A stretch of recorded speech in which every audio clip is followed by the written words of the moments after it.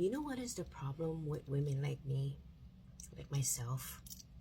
And when I say women like myself, I'm talking about women who are long-term. Like, I'm a long-term person. So in relationships, I'm a long-term person. At my jobs, I'm a long-term person. In friendships, I'm a long-term person. In anything that I do, unless I see that it's not benefiting me at all from the get-go. In other words, I'm very tolerant of situations, and I'm very tolerant of people. My tolerance level is very high. That means I can endure. I have endurance to persevere in situations, in any situation. And I don't know if it's a personality thing, you know, like you just naturally like that, or from childhood you've been taught to endure bullshit. Okay? But then also, being long-term or having endurance, you always got to be optimistic and always think positive. And a lot of times, I'm very optimistic. I always look for the good side of people. I always look for the good side of situations. I always look for the good side of things, how both of us or all of us can benefit. But what comes with that is people fucking take advantage of you. They think, she's okay. She's alright. She gonna handle. She gonna do this. She gonna do that. Whatever.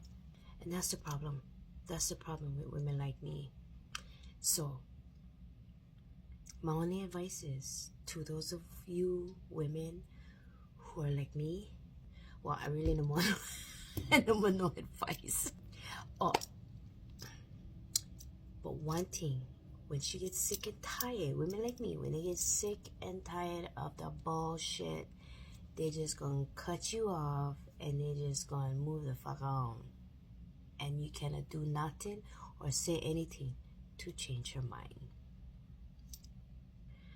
I've had so many people just walk out of my life, and it was, you know, I'm talking about friendships, and it's because they couldn't handle what I thought, what I felt, my personality, and that's okay.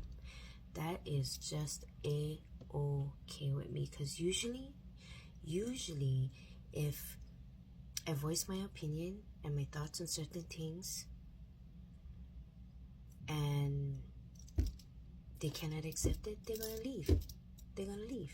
So kill and let us then, you know what I mean?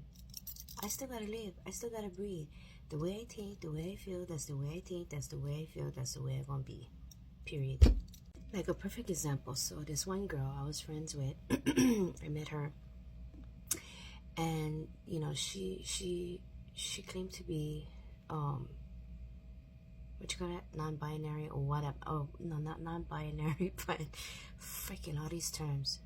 Well, she's bi, okay, and she's part of the LGBT community. And I met her around the time when on social media had all these transgenders, you know, and they really wasn't transgender. I don't know, I'm still confused, but it was just a whole bunch of men that was dressing up as women and claiming to be women, okay? Not really doing the sex change, not taking the hormones, just putting on makeup and stuff that and saying I'm a woman and all that kind of stuff, okay? So, you know, she was part of that community, okay? And I liked her a lot, and she was cool as shit. We used to laugh, talk stories, whatever, this and that. And you know, I had voiced my opinion to her. I said, you know what, to me, honestly, to me, when man cannot dress up as a woman and call himself a woman, okay, no.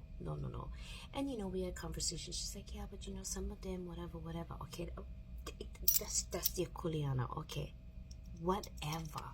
But for me, if you're a good person and you're a nice person and you cool with me and you know, your vibe is good, I could give a frick what you want to be called, okay? What you yourself want to be called. And the point of that is, just because you dress up as a woman and you are a woman and all that kind of stuff, you cannot act like a woman. You cannot act like you can have kids. You cannot act like you get your periods. You cannot act like this. You cannot act like that everything a woman goes through. Okay, but if you want to be called a she, I feel like you gotta earn that respect from people. You cannot just walk around and be demanding that. So that was my opinion. Okay. Well, I guess maybe she just got sick and tired of me believing in that. But, I was cool with her being bi or whatever, but yet she had a boyfriend after that or whatever, but she was just, I don't know. Anyways, she said, you know what? We can no longer be friends because I thought that you would be more open to understanding the transgender thing and da. To me, it's very individual. It's very, very individual. Because I grew up with a lot of Mahous. Okay, I grew up with a lot of Mahous, and I went to school with Mahous and everything, and I love them for who they are. And like in Hawaii, we always had Mahous, okay, but they never went around. Bitch, I'm a woman. Bitch, call me a woman. Bitch, I this and bitch, I that, and they never did do that. And then now you get all these people on social media. There was, remember, TikTok was heavy on that shit. My feed was heavy. I couldn't take it. Because you know what? If a man really went through what a woman went through every month, bleeding from a hole, and she not die, and yet getting cramps, back pain, sore titties, cravings, tired, headache, bitchiness, all that kind of stuff, no sleep, or even just freaking being pregnant and giving birth to a child. No. They be like, give me my dick back. Okay. Give it back to me.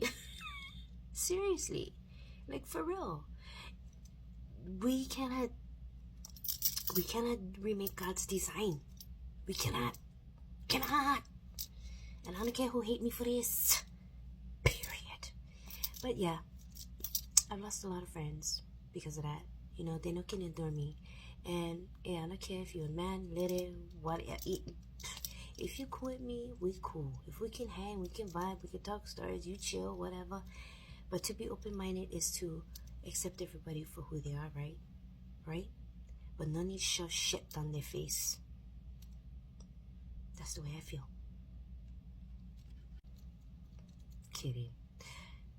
That's all I gotta say. Have a good night.